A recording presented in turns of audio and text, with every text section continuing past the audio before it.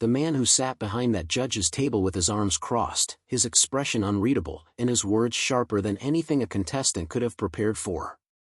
The man who turned no into a performance. The man who made careers and ended them in the same breath, without hesitation, without apology, and without anything that looked like regret. For decades, that was the Simon Cowell the world watched. That was the brand. That was the legend.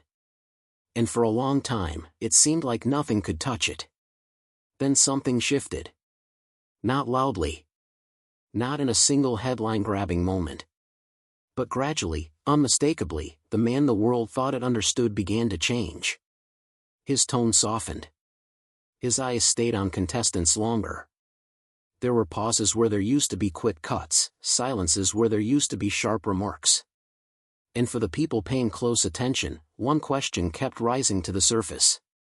What happened to Simon Cowell? Now, if you have spent any time on social media recently, you have probably seen the answer that the internet decided to write for him. Thumbnails with sad music. Clips stitched together with dramatic narration. A story about his son Eric and a heartbreaking diagnosis that spread faster than anyone could verify it. And for millions of people scrolling past, it felt real. It felt complete. It felt like the explanation that finally made sense of everything they had been watching. But here's the thing about explanations that spread fast. They are almost never the full truth. Because the real story of what changed Simon Cowell is not a single diagnosis. It is not one moment or one tragedy. It is something slower, something more human, and honestly, something far more powerful than any rumor could capture. And to understand it properly, you have to be willing to look past the noise and sit with what actually happened. Let's start there. When a story about Eric Cowell's health began circulating online, it moved the way emotional content always moves on the internet. Fast. Emotionally. Without much friction. People shared it because it felt believable. Simon had clearly changed. Something was clearly different about him. And when people sense a shift in someone they have watched for years, they want a reason. They want a cause they can point to. A diagnosis. A tragedy. A before and after. The problem is that Eric Cowell, by all credible and verified accounts, is a healthy, active, playful child. There have been no official statements. No confirmed medical announcements. No verified reporting from any reliable outlet that supports the narrative flooding social media. What people saw was not evidence. It was emotion dressed up as information. And those are two very different things. So how does a story with no real foundation become something that millions of people believe? The answer is not complicated. It is just uncomfortable. We live in a world where the algorithm rewards emotional response. And when it comes to someone like Simon Cowell, a man who has been a public figure for over 30 years, any suggestion of vulnerability is magnetic. People who watched him judge their favorite singers for years feel a strange ownership over him. They feel entitled to explanations. And when those explanations do not come from him directly, the internet will manufacture them. That is what happened here. Clips of Simon looking emotional were stripped of context. Old interviews were reframed with new titles. Moments of genuine feeling were edited into a narrative that was never actually there. Each individual piece seemed small. But stacked together, they formed something that felt like a story. And feelings, unfortunately, do not fact-check. The diagnosis everyone has been talking about? It was never officially connected to Eric. And once you understand that, the entire conversation has to start over from a completely different place. To understand where Simon Cowell's emotional shift truly began, you need to go back to a specific night on Britain's Got Talent and a young woman named Julia Carlisle. Julia was a dancer. Focused, disciplined, and extraordinarily talented. But beneath the performance was a reality that most viewers only began to understand as her story unfolded on stage.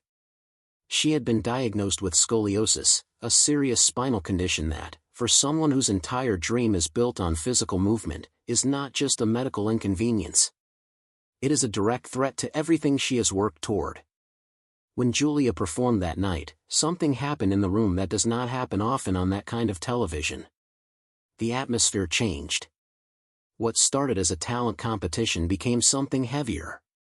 Something that reminded everyone watching, including the judges, that sometimes the people standing in front of you are carrying things that have nothing to do with entertainment. And Simon Cowell, the man famous for being the most emotionally detached person in any room, looked affected. Not for the cameras. Not for ratings. Something real moved across his face. The kind of expression that does not come from rehearsal or strategy. The kind that arrives when something outside lands on something inside that you were not expecting to feel. What happened after that performance has been reported in multiple places, though it rarely gets the attention it deserves.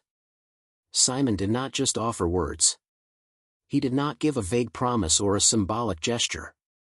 He personally funded Julia's surgery.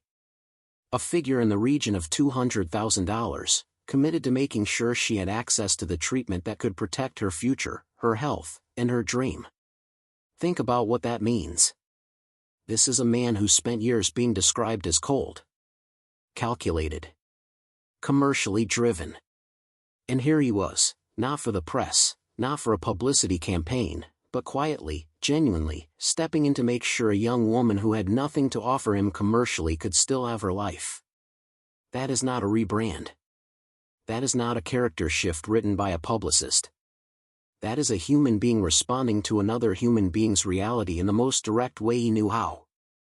And here is why this matters so much in the context of the rumors about Eric. When people look back at Simon's emotional shift, they are right that something changed him. They are right that a health story was at the center of it. They are just pointing at the wrong person. Julia's story did not just move him once. It opened something. A door that, once opened, could not be closed again. Because when you allow yourself to feel someone else's vulnerability that deeply, you start feeling it everywhere. In every story. In every face. In every person standing on that stage carrying something they did not ask for. Before Eric. Before Julia. Before any of the changes the world began to notice, there was a version of Simon Cowell that was quietly coming apart. Not visibly. Not in a way that made headlines. But in the steady, grinding way that happens when a person builds their entire identity around work and refuses to stop long enough to notice what it is costing them. Simon has spoken in various interviews about the period in his life when work was not just his priority, it was his entire existence. He would stay up until 4 a.m, sometimes later, going through ratings, reviewing footage, analyzing every detail of every project he was involved in. Not because someone required it of him. Because he could not stop. Because his entire sense of self was tangled up in professional achievement, and the thought of stepping back even slightly felt like failure. He described feeling low during this period. Not in a dramatic way. In the quiet, accumulating way that happens when you go long enough without genuine rest, genuine connection, or genuine reason to care about anything outside your own output. This is the part of the Simon Cowell story that almost never gets told. The public version of him was untouchable. Sharp. Controlled. Winning. But behind that persona was someone running on fumes, chasing something that kept moving further away the faster he ran toward it. Success was never the problem. The obsession with success was. And the two things look almost identical from the outside until something forces you to see the difference. Then Eric arrived. And it was not a gentle transition. By Simon's own admission, fatherhood hit him harder than he anticipated. Not just in the emotional sense, though that was significant. But in the practical, daily, unavoidable sense. Because a child does not care about your ratings. A child does not care about your reputation. A child just needs you to be there. Present. Available. Human. And Simon, for possibly the first time in his adult life, was confronted with something his professional skills could not manage, optimize, or schedule around. He had to change. Not because someone told him to. Not because his brand required it. but because the alternative was watching the thing that mattered most to him grow up without him truly being in the room. And once you see that clearly, really see it, there is no going back to the 4 a.m. version of yourself without knowing exactly what it is costing you. He stopped. He pulled back. He let go of the obsessive cycles that had defined his career for decades. And in their place, slowly, he built something different. A presence. A stillness. A version of himself that could actually sit in a moment without calculating what came next. That is not a small thing. That is one of the hardest things any driven person can do. And the world misread it as vulnerability when it was actually courage. Here is what fatherhood actually does that no one talks about honestly. It does not just change your priorities. It changes your perception. Suddenly, every child is connected to your child in some invisible way. Every story about a young person struggling lands differently. Every moment on that stage where someone's dream is on the line carries an emotional weight it did not carry before. Because now you know what it feels like to love someone that completely. And that knowledge reorganizes everything. Watch Simon Cowell in early footage and watch him in recent footage.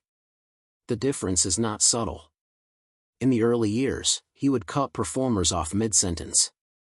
He would deliver verdicts before the audience even had time to process what they had seen. He was efficient, precise, and almost clinically detached from the human element of what he was judging. Because to him, it was not personal. It was professional. And professional meant removing the emotions so you could see the product clearly.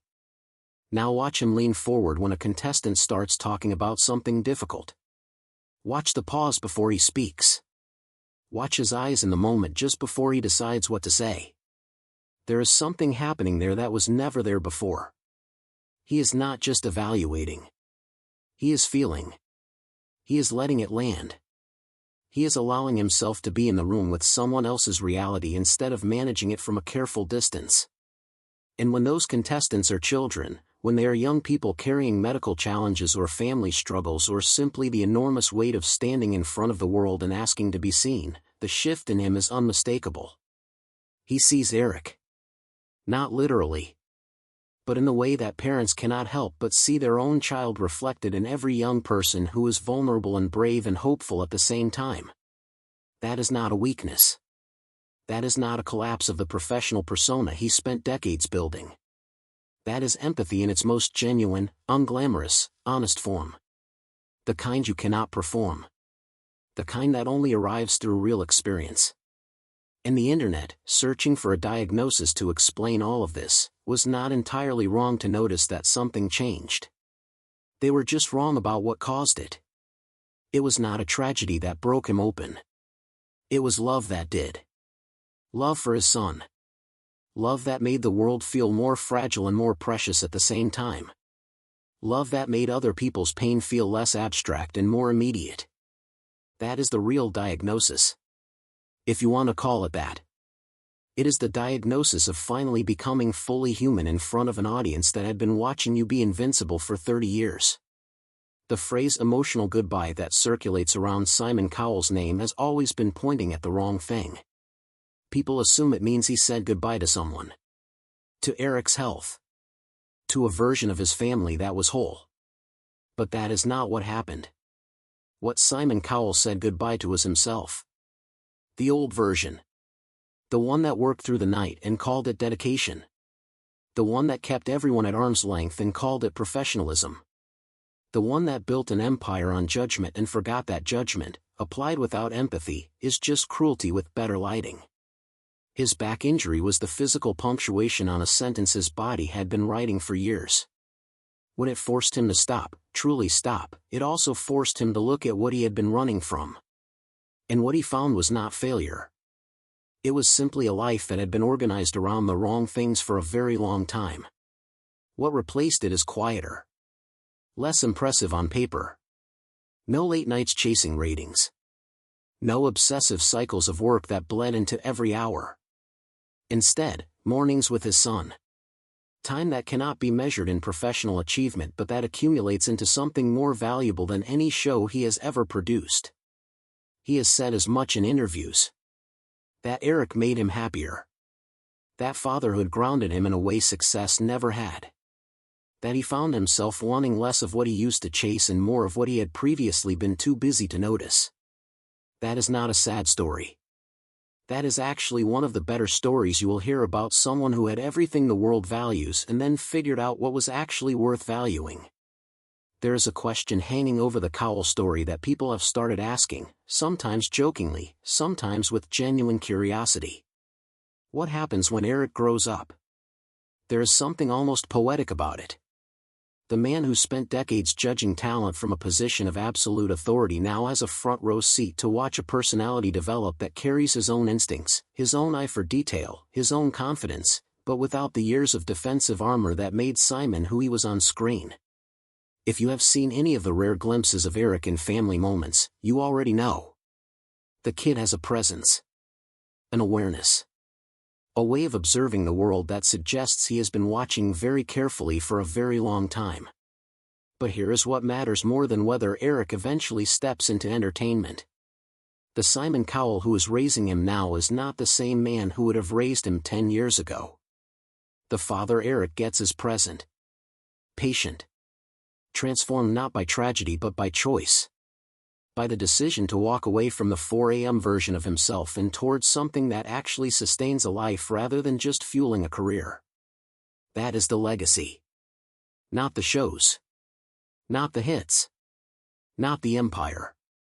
The legacy is a man who was given every reason to stay exactly who he was, who had wealth and fame and power enough to insulate himself from ever having to change, and who chose to grow anyway.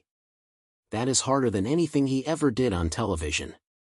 And the world, busy looking for a diagnosis, almost missed it entirely. The truth was never hidden. It was just quieter than the rumors. It did not come with sad music or dramatic thumbnails or clips stitched together to manufacture a feeling.